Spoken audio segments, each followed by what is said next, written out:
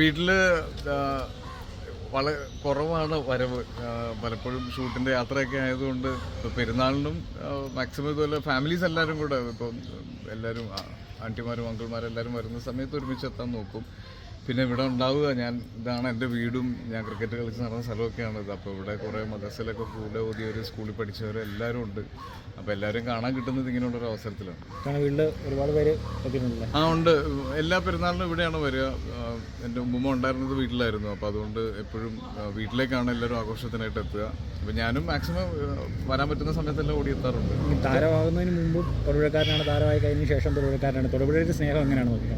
തൊടുപുഴയുടെ സ്നേഹം എന്ന് പറഞ്ഞാൽ തൊടുപുഴയിൽ വന്നു കഴിഞ്ഞാൽ എനിക്ക് അങ്ങനെ ഒരു സിനിമയിൽ അഭിനയിച്ചെന്നോ അങ്ങനെ ഒന്നും ഉള്ളൊരു തോന്നൽ പൊതുവെ അങ്ങനെ ഒരു തോന്നലില്ല. എങ്കിലും ഇവിടെ വരുമ്പോൾ എനിക്ക് എപ്പോഴും ഞാൻ പറഞ്ഞില്ല, എൻ്റെ ഏറ്റവും കൂടുതൽ ഓർമ്മകൾ ഞാൻ ഓടി നടന്ന സ്ഥലവും എൻ്റെ പ്രിയപ്പെട്ടവരൊക്കെ ഏറ്റവും കൂടുതലുള്ള സ്ഥലമാണ്. അപ്പോൾ അതുകൊണ്ട് ഇവിടെ അങ്ങനത്തെ ഒരു വ്യത്യാസമൊന്നും എനിക്ക് ഇതുവരെ ഫീൽ ചെയ്തിട്ടില്ല. ഇവിടുത്തെ ആളുകളും എന്നോട് കാണുന്നതും സംസാരിക്കുന്നതും എല്ലാം അങ്ങനെ തന്നെയാണ്.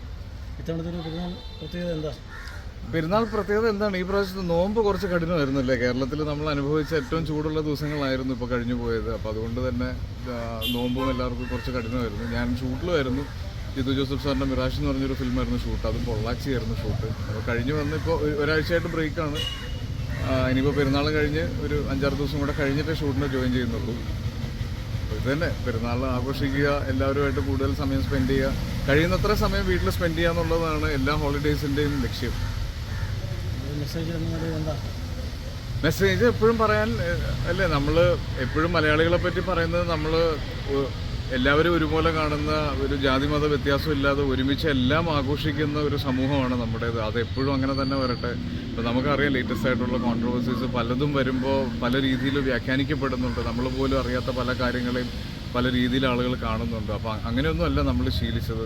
നമുക്കെപ്പോഴും ഇപ്പോൾ പെരുന്നാളായാലും ക്രിസ്മസ് ആയാലും ഓണമായാലും എല്ലാം മലയാളികളുടെ ആഘോഷമായിട്ടാണ് നമുക്ക് ആഘോഷിച്ച് ശീലമുള്ളത്. ഇനിയും അത് അങ്ങനെ തന്നെ പോകണം.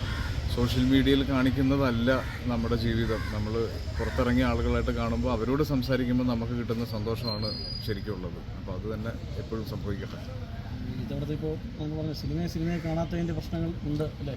ചില പുതിയ വിവാദങ്ങളൊക്കെ കണക്കൂട്ടി നോക്കുമ്പോൾ എനിക്ക് വിവാദങ്ങളോട് അഡ്രസ്സ് ചെയ്യാൻ താല്പര്യമില്ല. കാര്യം ഇതൊരു ചെറിയ പെരുന്നാളാണ്, ബലി പെരുന്നാളല്ല. എന്നെ ബലി കൊടുക്കരുത്.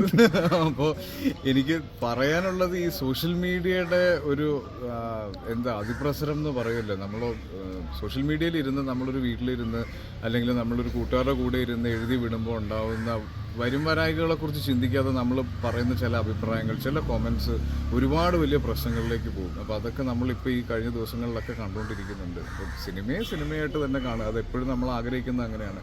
അത് എൻ്റർടൈൻമെൻറ്റിന് വേണ്ടിയിട്ടുള്ളതാണ്. അപ്പം അതിൽ എഴുതി കാണിക്കാറുണ്ട് നമുക്ക് ജീവിച്ചിരിക്കുന്നവരോ മരിച്ചവരോ ആയിട്ട് ഇതിന് ബന്ധമില്ലെന്നും ഇത് സാങ്കല്പികമായിട്ടുള്ള കാര്യങ്ങളാണെന്നും എല്ലാം. അപ്പോൾ അതിനെ അങ്ങനെ തന്നെ കാണണം എന്നാണ് എൻ്റെ ആഗ്രഹം. അത് പല രീതിയിൽ ഫീൽ ചെയ്യുന്ന ആളുകളുണ്ടാവും. അപ്പോൾ അവരുടെ എനിക്ക് അറിയില്ല. പക്ഷേ എൻ്റെ കാഴ്ചപ്പാട് തീർച്ചയായിട്ടും സിനിമയായിട്ട് കാണുക. ആ 3 മണിക്കൂർ അല്ലെങ്കിൽ ആ 2.5 മണിക്കൂർ എൻ്റർടൈൻമെൻറ്റിന് വേണ്ടി മാത്രമായിട്ട് സിനിമയെ കാണുക. സിനിമയുടെ ഇൻഫ്ലുവൻസ് എത്രത്തോളം വേണമെന്ന് എന്ന് തീരുമാനിക്കാൻ പറ്റുന്നത് നമുക്കാണ്. അപ്പോൾ ആ തീരുമാനം നമ്മുടെ കൈകളിലായിരിക്കണം. അത് സിനിമയായാലും നമ്മുടെ ചുറ്റുപാടുകളായാലും നമ്മൾ ഇൻഫ്ലുവൻസ് ചെയ്യാൻ പറ്റുന്ന എന്തൊക്കെയാണെന്ന് നമുക്ക് ചൂസ് ചെയ്യാം. കുറച്ചുകൂടി പർട്ടിക്കുലറായിട്ട് ചോദിച്ചാൽ ലാലേട്ടനെ സംബന്ധിച്ച് മോഹൻലാൽ എന്ന് പറയുന്ന വ്യക്തിത്വത്തെ വലിയ രീതിയിൽ ടാർഗറ്റ് ചെയ്തുകൊണ്ട് 2 ദിവസമായി സോഷ്യൽ മീഡിയയിൽ വലിയ ഇത് നടക്കുന്നു. അപ്പോൾ എമ്പുരാൻ്റെ കട്ടിങ് വരുന്നു. ഇതൊക്കെ ഒരു ശരിയായ നടപടിയാണോ? ഞാൻ ആദ്യം പറഞ്ഞില്ലേ, സോഷ്യൽ മീഡിയയ്ക്ക് ഇപ്പോൾ ലാലേട്ടനോ ഞാനെന്നോ നിങ്ങളെന്നോ ആരുമില്ല. സോഷ്യൽ മീഡിയയിൽ നമ്മൾ കാണുന്നൊരു ട്രെൻഡ് എന്താണ്? ഒരാളെ കുറ്റം പറയാൻ 5-6 പേര് തുനിഞ്ഞിറങ്ങിക്കഴിഞ്ഞാൽ അവരുടെ സപ്പോർട്ട് ചെയ്യുക എന്നുള്ളതാണ് നമ്മൾ സ്ഥിരമായി കാണുന്നത്. അത് സോഷ്യൽ മീഡിയയുടെ ഒരു ട്രെൻഡാണ്. ഞാൻ പറഞ്ഞില്ലേ, നമുക്ക് നേരിട്ട് അഭിപ്രായം പറയാൻ ധൈര്യമില്ലാത്ത ആളുകൾക്ക് എപ്പോഴും ചെയ്യുന്നത് ഒളിച്ചിരുന്ന് അഭിപ്രായങ്ങൾ പറയുക, ഒളിച്ചിരുന്ന് കല്ലെറിയുക എന്ന് പറയില്ല. അപ്പോൾ അതിൻ്റെ ഒരു വകഭേദമാണ് പല സമയത്തും നമ്മൾ സോഷ്യൽ മീഡിയയിൽ കാണുന്നത്. അപ്പോൾ ആളുകളോട് പറയാനുള്ളതും അതാണ്, നമുക്ക് ആവശ്യമില്ലാത്ത വ്യാഖ്യാനങ്ങളിലേക്ക് കൊണ്ടുപോകാതിരിക്കുക.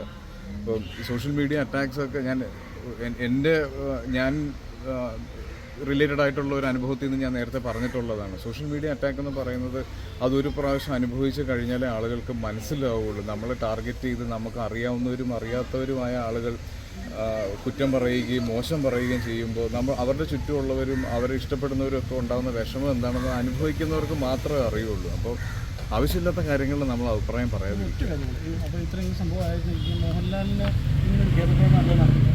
പക്ഷേ അദ്ദേഹത്തിനൊപ്പം നിൽക്കാനായിട്ട് പലപ്പോഴും ആരും ഇപ്പോൾ തയ്യാറാകുന്നില്ല. സിനിമയിൽ നിന്നും ആരും പുറത്ത് ഒന്നും പറയുന്നില്ല അദ്ദേഹത്തിന് സപ്പോർട്ടാണ് കിതാറ്റുണ്ടോ എന്ന് തരത്തിലോ ഒന്നും പറയുന്നില്ല. എന്തായിരിക്കും അതിൻ്റെ കാര്യം? അതെനിക്ക് തോന്നുന്നത് ആ പർട്ടിക്കുലർ സിനിമയെ റിലേറ്റഡ് ആയിട്ടുള്ള അഭിപ്രായങ്ങൾ വരുന്നത് കൊണ്ടായിരിക്കാം. ഇപ്പം സിനിമയെക്കുറിച്ചുള്ള സംസാരങ്ങളാണ്. അപ്പോൾ തീർച്ചയായിട്ടും ആ സിനിമയുടെ പിന്നണി പ്രവർത്തകരാണ് ഇപ്പോൾ അഭിപ്രായങ്ങളായിട്ട് മുന്നോട്ട് വന്നിരിക്കുന്നത്. ഇപ്പം നമ്മൾ എല്ലാവരും എന്താ ചെയ്യുക, ന്യായം എന്താണെന്ന് നമുക്ക് തോന്നുന്നത് ആരുടെ കൂടെയാണോ അവരുടെ കൂടെ നമ്മൾ നിൽക്കുമല്ലേ നമ്മൾ ശീലിച്ചിട്ടുള്ളത്.